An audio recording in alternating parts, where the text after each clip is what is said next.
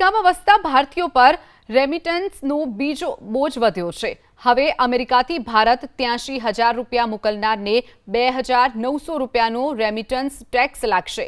અમેરિકાના વિઝાધારક બિનવારસી ભારતીયોએ હવે અમેરિકાથી ભારત નાણાં મોકલવા માટે ટેક્સ ચૂકવવો પડશે। અમેરિકાની સરકારે વન બિગ બ્યુટીફુલ બિલના માધ્યમથી કરેલી જોગવાઈ કાયદાનું સ્વરૂપ ધારણ કરી લેશે તે પછી અમેરિકાથી ભારત નાણાં મોકલનારના માથે 3.5%ના ટેક્સનો બોજો વધશે। અમેરિકાના house of representatives one big beautiful bill પસાર કરી દીધું છે। આ બિલના માધ્યમથી અમેરિકાનું નાગરિકત્વ ન ધરાવતા લોકોને પણ ટાર્ગેટ કરાઈ રહ્યા છે।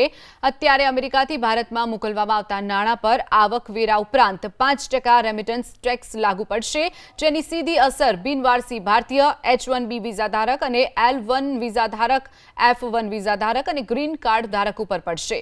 અમેરિકાની સરકારે પસાર કરેલા પ્રસ્તુત ખરડાને પરિણામે વિશ્વ સ્તરે થતી નાણાંની હેરફેર પર નિયંત્રણ આવી જશે।